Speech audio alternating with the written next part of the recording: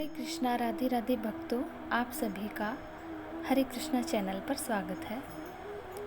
श्रावण मास भगवान शिव को समर्पित है और इस मास में पड़ने वाली कृष्ण पक्ष की कामिका एकादशी के व्रत को जो भक्त करता है उस पर विशेष रूप से भगवान कृष्ण और शिव की कृपा बनी रहती है।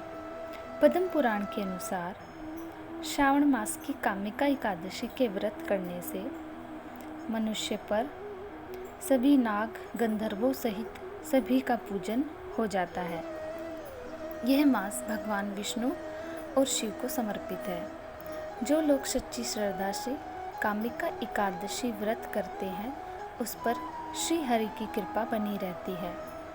एकादशी व्रत करने वाले भक्त पर भगवान श्री हरि की विशेष कृपा होती है और वह भक्त स्वर्गलोक को जाता है। कामिका एकादशी व्रत सभी पापों को हरने वाली अत्यंत पुण्यदायक है। इस दिन भक्त को भगवान श्री हरि माधव का पूजन करने के बाद दान अवश्य देना चाहिए। तो आइए कामिका एकादशी व्रत की कथा का श्रवण करते हैं। युधिष्ठिर बोले, हे गोविंद, श्रावण कृष्ण पक्ष में एकादशी का क्या नाम है सो कहिए। श्री कृष्ण बोले, हे राजन, पापों को नाश करने वाले व्रत को सुनो। इस एकादशी का नाम कामदा है।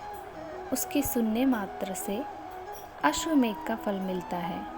जो शंख चक्र गदाधारी विष्णु भगवान का पूजन करता है, कामदा का व्रत करने वाले को वही फल मिलता है।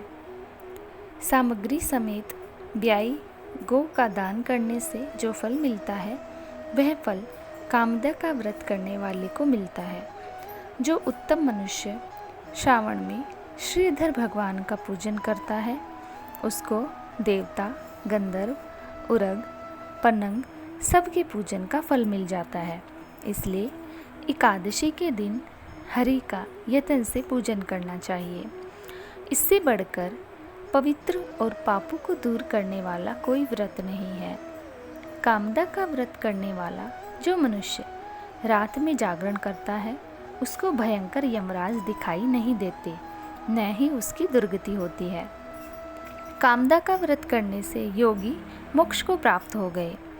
तुलसी के पत्तों से जो हरि का पूजन करता है वह पापों से ऐसे दूर रहता है जैसे कमल का पत्ता पानी से दूर रहता है।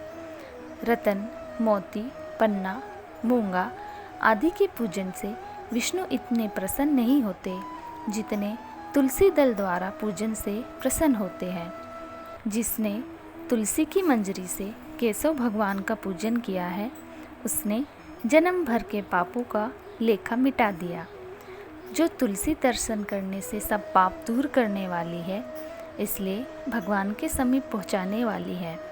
भगवान के चरणों पर उसे चढ़ाने से मोक्ष मिलता है। उस तुलसी को नमस्कार है। एकादशी के दिन जिसका दीपक भगवान के सामने जलता है उसके पितर स्वर्ग में जाकर अमृत पीकर तृप्त हो जाते हैं। भगवान कहते हैं, घी अथवा तेल से दीपक जलाने वाला मनुष्य करोड़ों दीपकों से प्रकाशित होकर सूर्यलोक को जाता है। ये कामदा एकादशी की महिमा मैंने तुमसे कही है, इसलिए पापों को हरने वाले कामदा एकादशी का व्रत करना चाहिए। यह ब्रह्म हत्या, गर्भ हत्या जैसे पापों को दूर करने वाली है। स्वर्ग तथा विशेष पुण्य को देने वाली मनुष्य श्रद्धापूर्वक इसका महात्म्य सुनकर वैकुंठ को चला जाता है। तो जोर से बोलो, श्री विष्णु भगवान की जय, एकादशी मैया की जय। अगर आप एकादशी आरती सुनना चाहते हैं तो आप मेरे चैनल के डिस्क्रिप्शन में जाकर एकादशी आरती की को अवश्य सुन सकते हैं। बोलो श्री हरि राधा माधव की जय, एकादशी व्रत की जय।